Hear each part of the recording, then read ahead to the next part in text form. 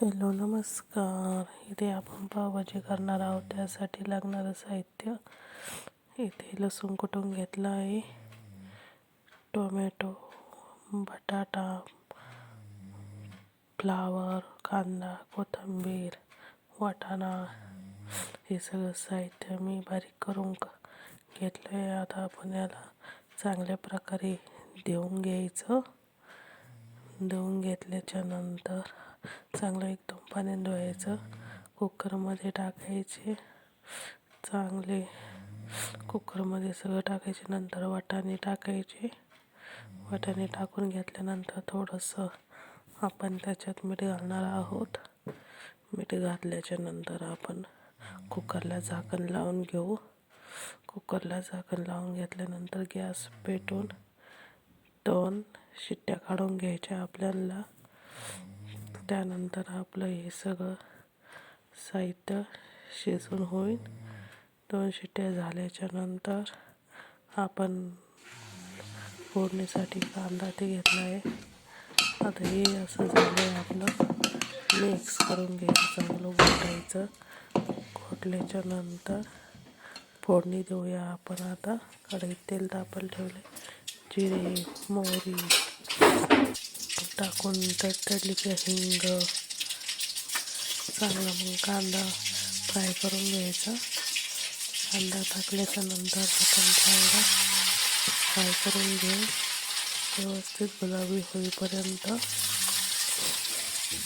गुलाबी झाल्याच्या नंतर आपला इथे पावभाजी मसाला आहे, सुहानाचा तो टाकणार आहोत आपण. आता चांगला कांदा लाल होईपर्यंत भाजून घ्यायचा.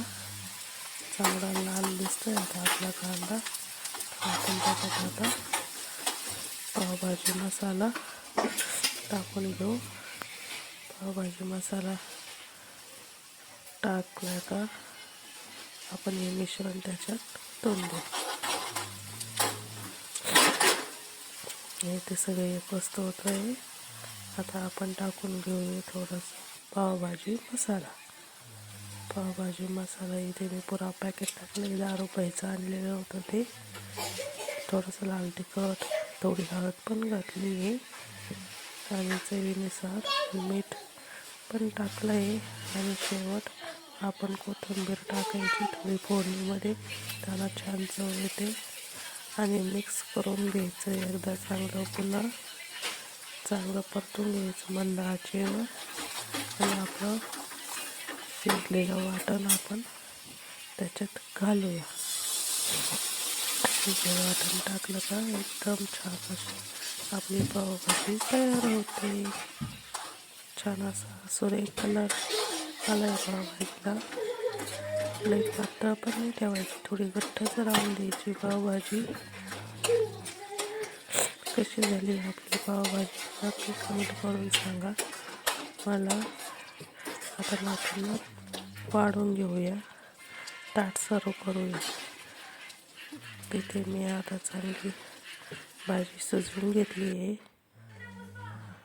इथे थोडंसं बटर लावून घेतलं आहे. त्यावर आपण आता पाव घालून घेऊ.